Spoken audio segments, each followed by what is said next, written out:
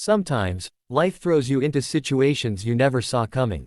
Moments that start as ordinary can spiral into something unforgettable, or even life-changing. Today, I'm going to share a story that began with an innocent mistake but turned into something far more complicated than anyone could have imagined.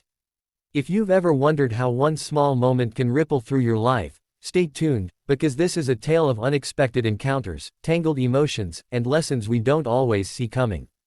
Let me take you back to my world for a moment, a world most people would call pretty normal. I'm just someone trying to balance being a parent with living my own life. My teenage son has friends over all the time, laughing, playing video games, making noise. It's part of the chaos I've come to love.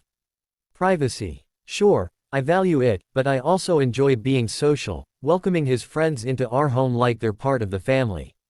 Life felt predictable, safe, until that day. I thought nothing could disrupt my routine, nothing could shake the foundation of my quiet, everyday existence. But then, in walked one of my son's friends during what should have been a completely private moment. That single act set off a chain reaction I wasn't prepared for, and neither was he. What happened next? Well, let's just say things got messy, emotional, and incredibly complex. By the end of this video, you'll not only hear about what unfolded but also gain insight into human nature, relationships, and the choices we make when faced with impossible dilemmas. Why stick around? Because this isn't just a story, it's a mirror reflecting the complexities of trust, temptation, and second chances. And who knows? You might just learn something new about yourself along the way. Welcome to our channel, where stories come alive and leave you thinking long after the screen fades to black. If you're ready for deep dives into real-life drama, hit that subscribe button so you never miss another thought-provoking tale. Now, let's dive into what happened that fateful afternoon, and why it changed everything. It was one of those quiet afternoons that feel almost sacred in their simplicity. The kind where time seems to stretch, and the world outside fades into a distant hum. I was alone at home, savoring the rare peace that comes when my son is out with his friends and the house feels like it belongs only to me. I remember what I was doing, reading an old book, the kind with worn pages and a musty smell that somehow makes you feel connected to another era.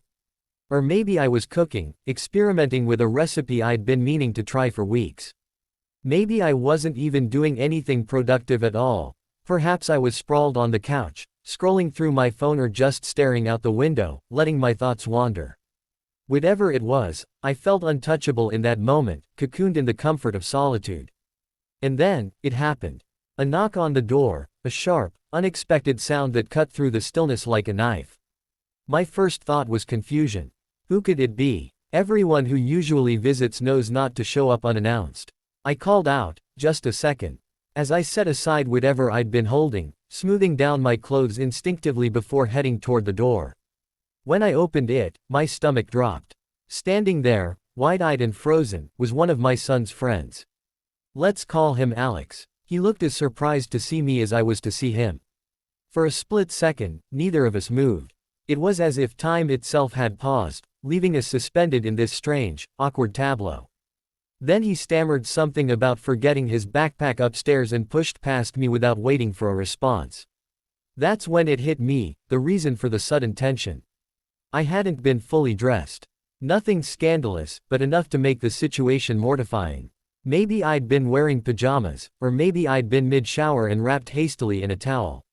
Whatever it was, it left me feeling exposed, not just physically, but emotionally too. The silence that followed was deafening. Alex disappeared up the stairs, and I stood there, rooted to the spot, replaying the moment over and over in my mind. What expression had crossed his face? Shock, embarrassment, something else entirely. My cheeks burned, and I couldn't decide whether to laugh at the absurdity of it all or cringe at the sheer awkwardness of the encounter. Internally, my thoughts were a whirlwind. Was this really happening? How would I face him again? Would he tell my son? The questions raced faster than I could answer them. Part of me wanted to brush it off as no big deal. It was an accident, after all, but another part couldn't shake the feeling that something had shifted, however subtly. When Alex finally came back downstairs, clutching his backpack, the air between us was thick with unspoken words. Thanks, he muttered, avoiding eye contact as he hurried toward the door. I managed a weak smile and nodded, though I'm sure it came across as more of a grimace. As the door clicked shut behind him, I exhaled sharply, sinking onto the nearest chair. In that moment, I told myself it was over. Just an embarrassing blip in an otherwise ordinary day. But deep down, I knew better. Little did I know, this awkward encounter would lead to complications I couldn't have imagined. The minutes after Alex left felt like hours. I sat there, replaying every detail in my mind, dissecting the encounter piece by piece. How had I responded? Was I too stiff, too awkward? Did I say anything that could make things worse? My brain was a jumble of second-guessing and self-consciousness. The truth was, I'd tried to act casual, for both our sakes, but inside, I was anything but calm. When Alex muttered his thanks and bolted out the door, I called after him with forced cheeriness, "No problem. Happens to everyone." But even as the words left my mouth, I cringed. They sounded hollow, overly bright against the heavy silence that lingered between us. He didn't respond beyond a quick nod, his face flushed and eyes glued to the floor. That fleeting exchange told me everything I needed to know. Neither of us wanted to acknowledge what had just happened. Over the next few days, I found myself hyper-aware of Alex's presence whenever he came around. At first, it seemed like things might blow over quickly. He'd still hang out with my son, laughing and joking as usual. But something about his demeanor had shifted. He avoided eye contact when I passed through the room, retreating into himself whenever I entered. It wasn't blatant avoidance, more like subtle discomfort, the kind that makes you wonder if you're imagining things. Still, we couldn't avoid each other forever. One afternoon, while my son was busy setting up a video game in the living room, Alex lingered near the kitchen where I was making coffee. For a moment, neither of us spoke. Then, almost reluctantly, he broke the silence. "Hey," he said quietly, his voice barely above a whisper. "Hey," I replied, keeping my tone light. "How's school going?" It was a harmless question, meant to ease the tension, but it only seemed to deepen his unease. He shrugged, shuffling his feet. Good, I guess." Another pause stretched between us before he added, almost under his breath, and, sorry again about the other day." His apology caught me off guard. I hadn't expected him to bring it up. It felt like tacit agreement that we'd move past it without addressing it directly. But now that he had, I scrambled for the right response. "Oh, don't worry about it," I said with a small laugh, hoping to sound reassuring. "These things happen. No harm done, okay." He nodded quickly, offering a faint smile before excusing himself to join my son. Watching him walk away, I couldn't help but notice how guarded he seemed, not just around me, but in general. There was a quietness to him, a reserved quality that hinted at layers beneath the surface. Was he shy, curious, or maybe even bold in ways I hadn't noticed before? Whatever it was, it intrigued me more than I cared to admit. Later that evening, as I lay in bed replaying the conversation in my head, I realized how conflicted I felt. On one hand, guilt gnawed at me. What must he think of me? Would this affect how comfortable he felt coming over? More importantly, would it strain my relationship with my son? Teenagers are sensitive creatures, especially when it comes to their friends. If Alex mentioned anything, even jokingly, it could create unnecessary drama. But alongside the guilt was something else, something harder to pin down. Amusement, perhaps, at the sheer absurdity of the situation. Or maybe, intrigue. Not romantic intrigue, not yet anyway, but a growing curiosity about who Alex really was. Beneath the awkwardness and the blushes, there was a person I didn't fully understand, and part of me wanted to. As the days turned into weeks, I told myself repeatedly that it was all in my head. We were moving on, life was returning to normal. Except it wasn't. Every time Alex came over, the air seemed charged with unspoken energy. Conversations remained polite but stilted, glances lingered just a fraction longer than they should have. And then there were the moments when our paths crossed unexpectedly, brushing shoulders in the hallway or reaching for the same item in the pantry, and the tension became almost palpable. At first, I chalked it up to lingering embarrassment. After all, awkward encounters take time to fade completely. But deep down, I knew better. Something had shifted between us, something neither of us was ready to confront. As days passed, things didn't go back to normal. In fact, they got more complicated. At first, it seemed like we were both doing everything in our power to avoid each other. Alex would come over with my son, but he'd position himself strategically, on the far side of the couch, at the opposite end of the room, anywhere that kept a safe distance between us. I did my part too, staying busy in the kitchen or retreating to another part of the house when they were around. It was easier this way, or so I told myself. But avoidance only works for so long before life forces you to face what you've been running from. Slowly, almost imperceptibly, things began to change. Maybe it started with something small. Alex asking if he could grab a snack from the fridge one afternoon instead of waiting for me to offer. Or maybe it was the way he lingered just a little longer in the doorway when he thought I wasn't looking, his gaze flickering toward me before darting away again. What struck me most was how often he started showing up. Not just as part of a group, either. He'd come alone sometimes, claiming he needed help with homework or had forgotten something at our place. My son didn't seem to notice anything unusual about it. To him, Alex was just being Alex. But I couldn't ignore the pattern forming right in front of me. Each visit created more chances for interaction, and with those interactions came moments I couldn't quite explain. Take the time he asked me about the book I'd left on the coffee table. "Oh, is this any good?" he said casually, picking it up and flipping through the pages. "It's okay," I replied, surprised by the question. "Not exactly light reading." He smirked, a hint of mischief in his eyes. "Guess I'll stick to fantasy novels then." The exchange should have ended there, but it didn't.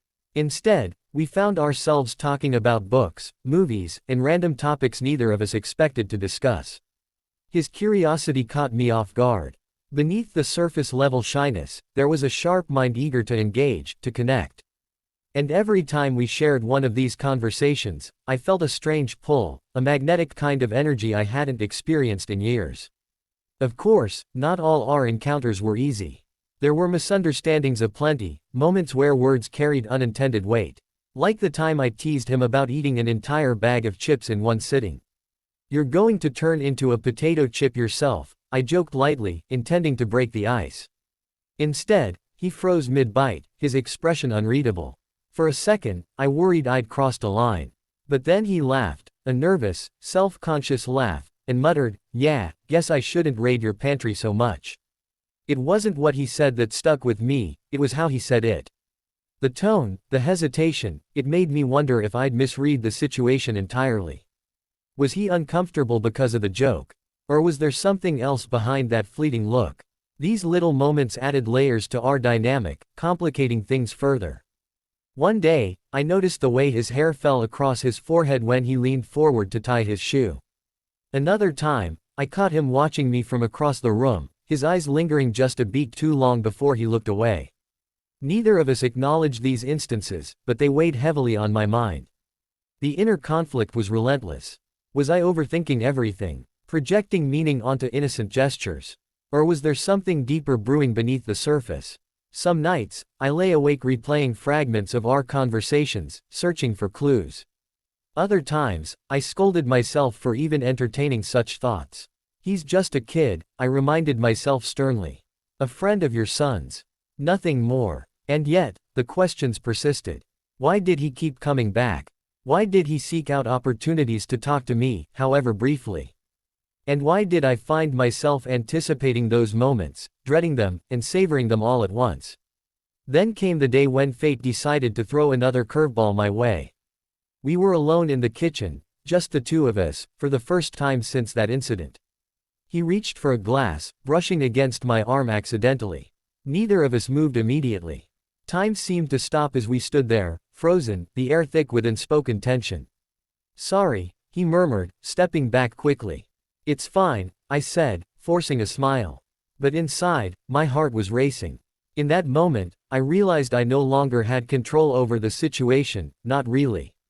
Whatever boundaries had existed between us were starting to blur, and no amount of denial could change that.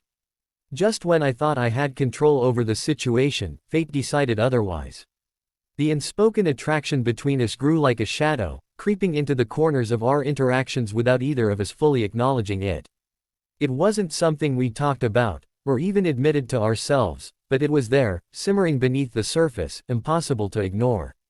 Every glance, every word exchanged carried an undercurrent of tension that neither of us seemed able to resist. Alex began to visit more frequently, and though he always came with a plausible excuse, homework help, borrowing something trivial, or simply tagging along with my son, I couldn't shake the feeling that his reasons weren't entirely innocent. And yet, who was I to judge? I found myself looking forward to those visits too, dreading them, and analyzing them all at once. My emotions were a tangled mess, pulling me in directions I didn't want to follow. There were moments when the chemistry became almost unbearable. Like the time we bumped into each other while reaching for the same carton of juice in the fridge. Our fingers brushed briefly, and for a split second, neither of us pulled away. His eyes met mine, wide and uncertain, before he quickly withdrew his hand, muttering an apology. "No worries," I said, trying to sound casual, but my voice betrayed me. It came out softer than I intended, tinged with something I couldn't quite name.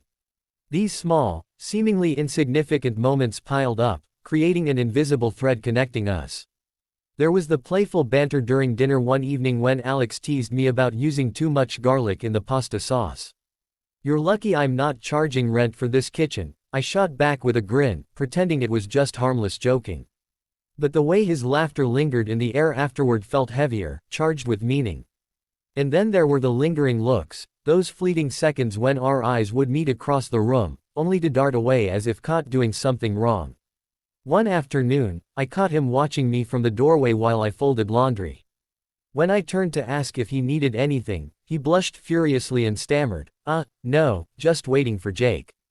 I nodded, letting the moment pass, but later that night, lying in bed, I replayed it over and over in my mind. Was he really just waiting? Or had he been standing there longer than he let on, studying me the way I sometimes studied him? The societal norms looming over us made everything infinitely more complicated. The age gap alone was enough to raise eyebrows, but add in the fact that he was my son's friend, and practically still a child in many ways, and the situation felt downright forbidden. Parental roles are supposed to be clear-cut. You're the adult, they're the kid. You set boundaries, you don't blur them. Yet here we were, tiptoeing around feelings neither of us dared to confront.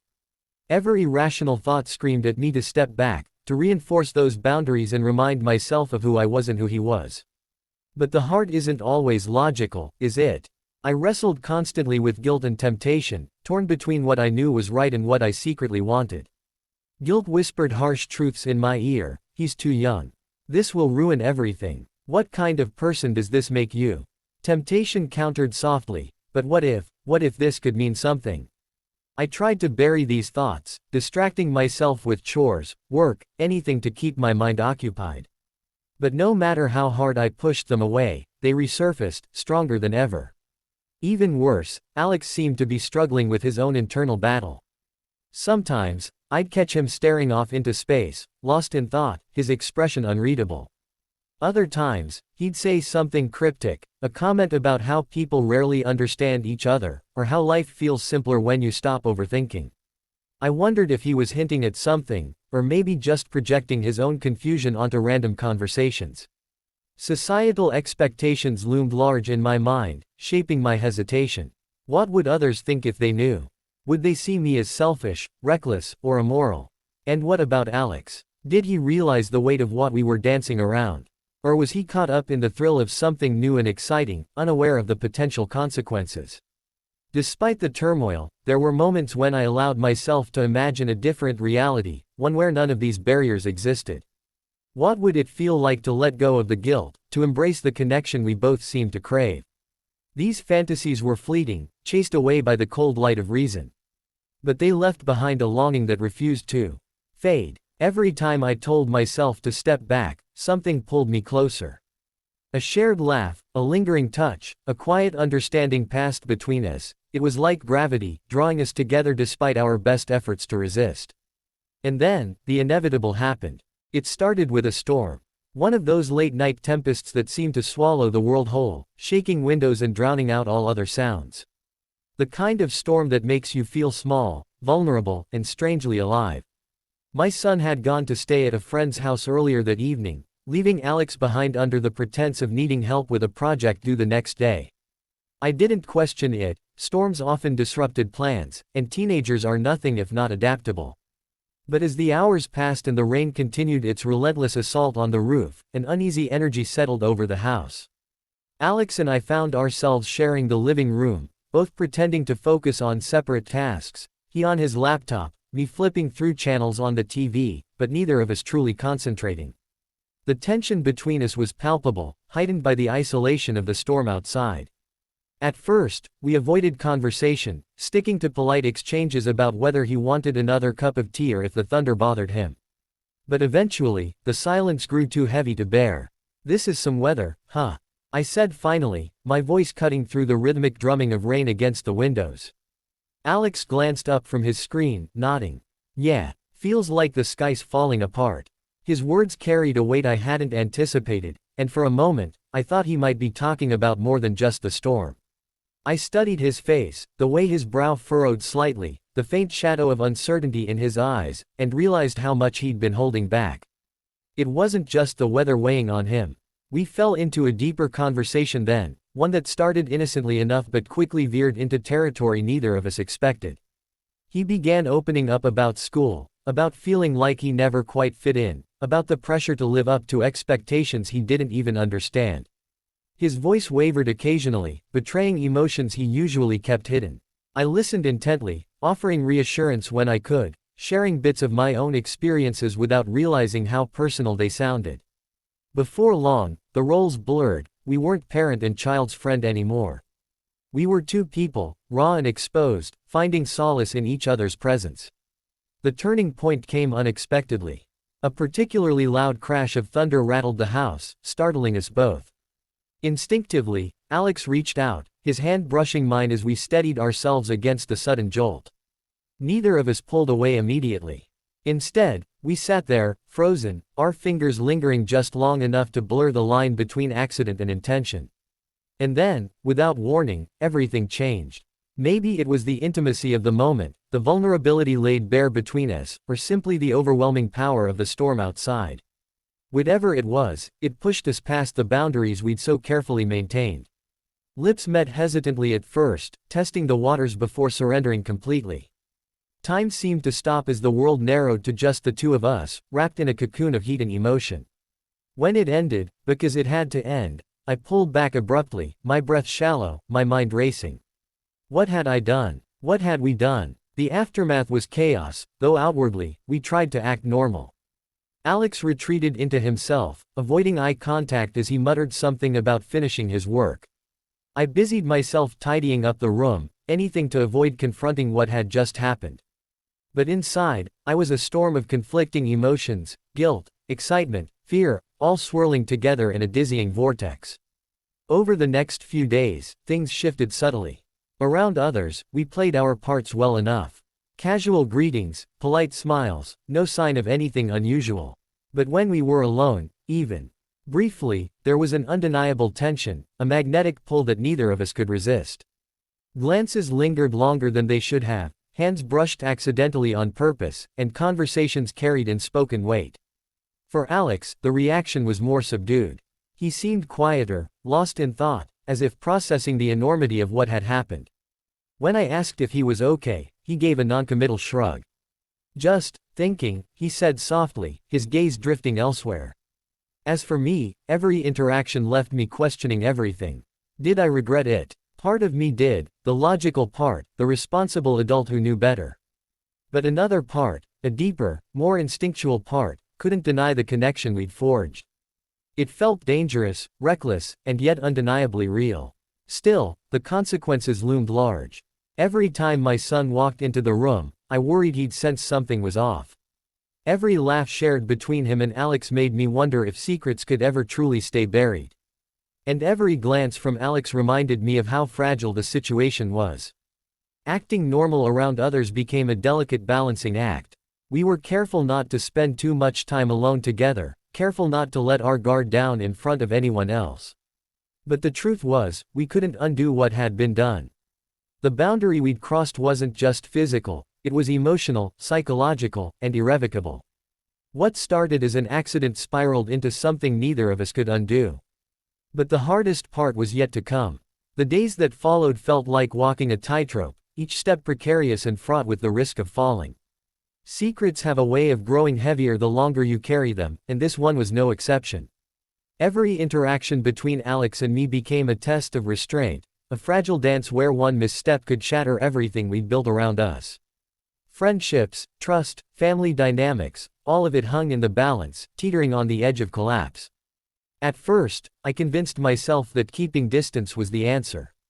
If we avoided being alone together, if we acted as though nothing had changed, maybe we could protect what mattered most: my son's happiness, his friendship with Alex, the stability of our home. But avoidance only worked for so long before reality forced its way in. The stolen glances across the room, the lingering touches when no one was looking, it all added up to a truth neither of us could ignore. The dilemma gnawed at me constantly. Should I confess? To whom? My son? His mother? Or should I double down on keeping my distance, severing whatever connection had formed between us before it spiraled further out of control? Part of me even entertained the reckless idea of risking everything, for love, for freedom, for something I hadn't felt in years. But how selfish would that be? How could I justify putting my desires ahead of everyone else's well-being? Alex wrestled with his own demons too. He wasn't the same carefree teenager who used to laugh loudly over video games or tease my son about bad grades. Now, he seemed quieter, more introspective, as though he were carrying the weight of the world on his shoulders. One evening, when the house was empty except for the two of us, he finally broke the silence. "We can't keep doing this," he said abruptly, his voice low but firm. I froze, caught off guard by the suddenness of his words. "Doing what?" I asked, though I already knew the answer. "This, whatever it is. It's not fair, to anyone." His honesty stung, but it also forced me to confront the uncomfortable truths I'd been avoiding. He was right. What we were doing wasn't fair, not to him, not to my son, not to anyone caught in the crossfire of our emotions. Yet hearing him say it aloud made my chest tighten with a mix of guilt and loss. "I know," I admitted softly. "But it's not easy to just stop." He nodded, his expression conflicted. "I don't regret it," he said after a pause. "But I think we both need to figure out what comes next." In that moment, I saw a side of Alex I hadn't fully appreciated before, his maturity, his willingness to face hard truths head-on. It struck me then how much we'd both grown through this ordeal. For me, it was a reckoning with my own fears and desires. I realized I couldn't keep running from the consequences of my actions, no matter how painful they might be. And for Alex, it was a coming-of-age moment, a recognition that life isn't always black and white, and sometimes the hardest choices are the ones that define us. We decided to talk things through openly, laying bare our feelings without sugarcoating the reality of the situation. It wasn't easy, there were tears, anger, moments of doubt.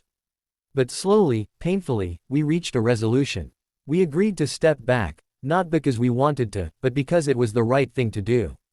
Our relationship, as complicated and intense as it had become, wasn't sustainable within the context of our lives. Continuing down that path would only hurt those we cared about most. Closure came in small, quiet ways. A shared look of understanding when we passed each other in the hallway. A whispered, "Thank you, for being honest enough to let go." Over time, the tension eased, replaced by a bittersweet acceptance of what had been and what could never be. Looking back, I realized some choices change us forever, but not always in ways we expect. This experience taught me the value of self-awareness, of owning my mistakes and learning from them. It showed me the complexity of human relationships, how easily lines can blur and boundaries can shift. Most importantly, it reminded me that growth often comes from discomfort, and that while not every choice leads to happiness, it can still lead to wisdom. This story wasn't just about forbidden attraction or crossed boundaries, it was about trust, relationships, and the messy, beautiful process of self-discovery. Through every awkward moment, every stolen glance, and every hard conversation, I learned that life rarely gives us clear answers. Trust isn't just about keeping secrets, it's about knowing when to let go for the sake of those you care about. Relationships aren't defined by intensity alone, they're shaped by respect, timing, and the courage to do what's right, even when it hurts. And then there's self-discovery, the quiet realization that we're all works in progress. None of us are immune to mistakes, but those missteps can become stepping stones if we allow ourselves to grow from them. This experience taught me resilience, the kind that comes from facing your fears head on and choosing to move forward, even when the road ahead feels uncertain. While the ending wasn't perfect, it offered something far more valuable: clarity. Sometimes, love, or whatever name you give to a deep connection, doesn't fit neatly into our lives. And that's okay. What matters is how we respond to those moments, how we choose to honor the people around us while staying true to ourselves. So, as this chapter closes, I want to leave you with this thought: life doesn't wait for us to have everything figured out. It pushes us into situations that test our limits, challenge our beliefs, and force us to grow. The choices we make in those moments don't just shape our futures, they reveal who we are. Thank you for joining me on this journey. If this story resonated with you, don't forget to like, share, and subscribe for more thought-provoking tales. Until next time, remember, the hardest choices often lead to the greatest growth.